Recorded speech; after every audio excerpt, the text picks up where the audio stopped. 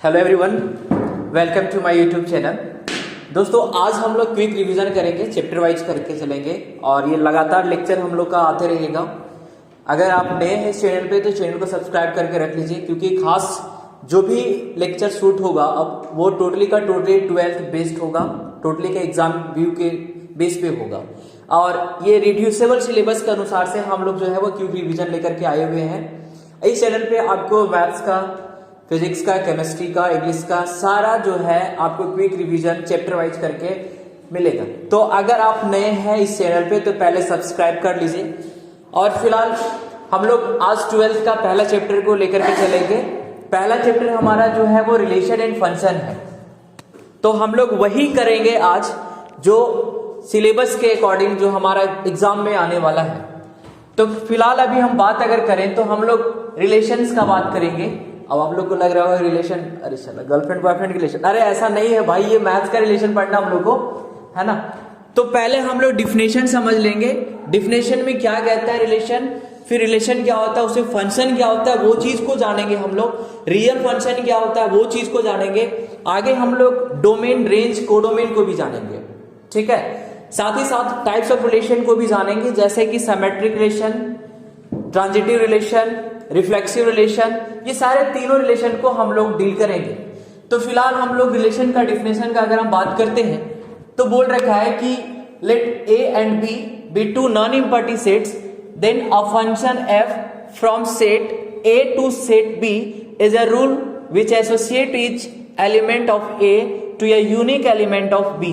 अब बारीकी से समझो इसको, तोड़ तोड़ करके अगर समझे तो क्या बोला है कि ए और बी हमारा तो नॉन एम्प्टी सेट है। अब हमेशा याद रखिएगा कि जब भी रिलेशन अगर बनाएगा दो सेट का बीच का, अगर सेट अगर आप पढ़े हो क्लास 11th में तो बहुत आपको आसानी से समझ में आ जाएंगे। अदरवाइज सेट कहते हैं किसको, वो चीज को समझ लीजिए, ठीक है। सेट क्या होता है, कलेक्शन ऑफ डिस्टिंक्ट ऑब्जेक्ट होता है, मतलब बोल सकते हैं कि अलग अलग वस्तुओं का जो संग्रह होता है वो क्या कहलाता है, एक सेट्स कहलाता है। तो फिलहाल यहाँ पे आपको दो नॉन एम्प्टी सेट को लेना है, एक ए लेना है, दूसरा बी को लेना है, ठीक है। तो बोल रखा है यहाँ पे कि उसमें एक फंक्शन आएगा, फंक्शन जो है वो एसोसिएट करेगा कि ए का जो एलिमेंट होगा उसका एक यूनिक एलिमेंट दिखेगा आपको सेट बी में, तभी आप बोल सकते हो कि वो क्या कर रहा है, रिलेशन बना रहा है। समझ में आ रहा है मेरा बात, क्या कहना चाह रहे हैं हम? बस यही चीज को यहाँ पे लिखा है कि element of A to a unique element of B. कहने का मतलब समझ में आ गया कि जैसे मान के चलिए कि हम सेट ए हैं, अदर कोई मान के चलो सेट बी है, ठीक है। तो क्या हो रहा है कि अगर हम लोग दोनों के बीच में अगर कोई रिलेशन अगर बनना चाहे ना, तो जो मेरा एलिमेंट है वो उसमें भी होना चाहिए। कहने का सेंस है कि मेरा एलिमेंट का एक यूनिक एलिमेंट होगा, किसमें, बी वाले में। बात समझ में आ रहा है? चलिए अब थोड़ा सा इसी को अगर हम मैथमेटिकली ऐसे समझें तो बोल रखा है यहाँ रिलेशन को कि इफ ए बी, देखिए ए बी जो लिखा गया यहाँ पे, ये क्या लिखा है हमारा, ऑर्डर पेयर में दिया हुआ है, ठीक है।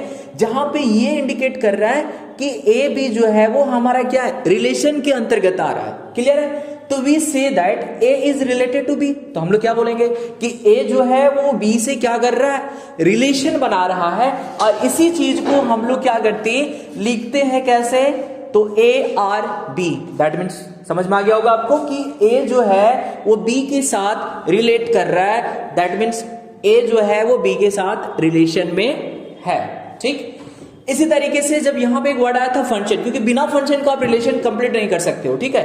तो फंक्शन क्या बोल रहा है कि it is represented as F such that A to B and function is also called mapping. देखिए सिंपल सी लॉजिक समझिए इसको, ठीक है। अगर हम फिगर के अनुसार से समझे तो बोल रखा है कि अगर दो सेट्स लेते हैं हम, ठीक है। जैसे मान के चलिए यहाँ पे ए है, यहाँ पे बी, ये सी लेते हैं, यहाँ पे एक्स, ये वाई और ये जेड। तो जो ए एक्स के साथ जो रिलेशन बना रहा है, बी वाई के साथ बना रहा है, या सी जेड के साथ रिलेशन बना रहा है, तो इसके बीच में कुछ ना कुछ ऐसा कोई फंक्शन होगा, कुछ ना कुछ ऐसा रूल दिखा रहा होगा जिसके लिए ए जो है एक्स के साथ रिलेशन बनाया। फॉर एग्जाम्पल ले रहे हैं हम आपको, ठीक है। आगे हम लोग इस पे क्वेश्चन भी करेंगे, क्लियरली समझ में आएगा। इसी तरीके से बी जो है वो वाई के साथ क्या बना रहा है, रिलेशन बना रहा है। तो सी क्या है, जेड के साथ रिलेशन बना रहा है, ठीक है।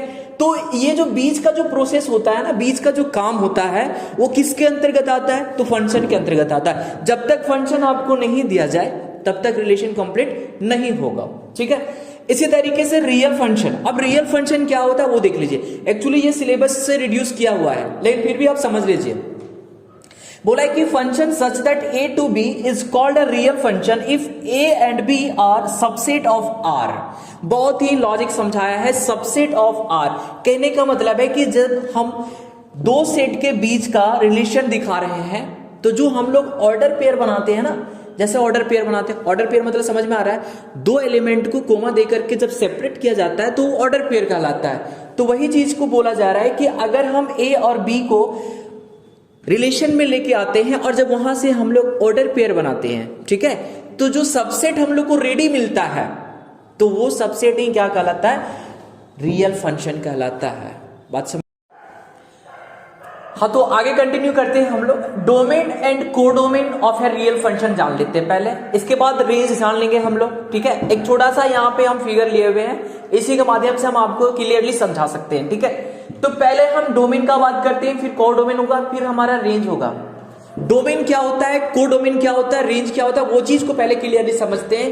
किसी भी रियल फंक्शन का डोमेन वह होता है या कोडोमेन वह होता है जो सेट ए का जो एलिमेंट कहलाता है, हमारा सेट ए का जितना भी एलिमेंट होगा वो सारे के सारे डोमेन कहलाते हैं, और सेट बी के जितने भी एलिमेंट होते हैं वो सारे के सारे कोडोमेन कहलाते हैं, ठीक है। और अगर हम बात करें रेंज का, तो देखना है आपको ये कि एलिमेंट ऑफ सेट ए, यानी सेट ए का जो एलिमेंट होगा वो किस किस एलिमेंट के साथ जो है वो रिलेशन बना रहा है, तो वो हमारा क्या होता है, रेंज होता है। जैसे कि 2 3 के साथ बनाया, 4 5 के साथ ले रहा है, 6 7 के साथ बना रहा है, रिलेशन बना रहा है। तो ये जितने भी ये रिलेशन आपस में बना रहे हैं, तो सेट बी में जो जो एलिमेंट ए के साथ रिलेशन बनाया वही हमारा क्या होता है, रेंज होता है। तो इसी को देखिए थोड़ा सा डिफाइन किए हुए यहाँ पे, बोलता है कि domain and codomain of a function f is a set by all real number x for which f of x is a real number. Here set A is domain and set B is codomain. आपको clearly ये मालूम होना चाहिए कि ये जो set ए का जो भी एलिमेंट होता है इसको हम लोग x से रिप्रेजेंट करते हैं, और वही x का वैल्यू को हम लोग क्या करते हैं, जैसे ये दोनों के बीच में जो रिलेशन बन रहा है वो कोई ना कोई फंक्शन पे बन रहा है। जैसे अगर आप यहाँ पे थोड़ा सा भी नोटिस करना कि 2 जो है 3 के साथ बना रहा है, 4 5 के साथ, 6 7 के साथ, तो आपको क्लियरली दिख रहा है कि 2 से 1 क्या है, ज्यादा है 3। तो दैट मीन्स बोल सकते हैं कि यहाँ पे जो f ऑफ x है वो हमारा x प्लस क्या है, 1 दिख रहा है, यानी जो फंक्शन है हमारा वो फंक्शन क्या दिख रहा है, x प्लस 1 दिख रहा है। तो क्लियरली यहाँ पे आपको दिख रहा है कि जब हम लोग x का वैल्यू यहाँ पे 2 रखें तभी हम लोग को क्या मिला, 3 मिला। तो इधर वाले साइड को ना हम लोग y से रिप्रेजेंट कर सकते हैं, और a वाले सेट के एलिमेंट को क्या कर सकते हैं हम लोग, x से रिप्रेजेंट कर सकते हैं। तो वही चीज यहाँ पे लिखा हुई है कि सेट a जो होगा हमारा वो क्या होगा, डोमेन होगा, और जो सेट b होगा वो क्या कहलाएगा, हमारा कोडोमेन कहलाएगा। क्लियर है? अब हम बात करते हैं रेंज का, कि range of a real function क्या होता है भाई। तो बोल रखा है कि function is a set of valued f of x which it attain on the points on its domain। Simple है, क्या बोला है कि डोमेन का जो भी वैल्यूज आप ले रखे हो और कोडोमेन के साथ जो रिलेशन बना रहा है वही आपका रेंज में आएगा। दैट मीन्स कह सकते हो कि रेंज ऑफ r जो होगा हमारा वो आपका 3 5 7 होगा, 3 5 7 होगा। क्लियरली? ठीक है। लेकिन अगर डोमेन का बात करेंगे तो डोमेन हमारा 2 4 6 हो जाएगा, यानी डोमेन जो होगा हमारा वो क्या होगा, 2 4 6 होगा। और कोडोमेन का बात करेंगे तो कोडोमेन में जितना भी एलिमेंट आपको बी का दिख रहा है, टोटल का टोटल एलिमेंट क्या होगा, कोडोमेन का होगा। यानी कोडोमेन का अगर बात करें हम तो 3 5 7 और 8 हो जाएगा। लेकिन रेंज का अगर बात करें तो आपको देखना है कि जो एक दूसरे से रिलेट कर रहा है वही हमारा क्या होता है, रेंज होता है। क्लियर?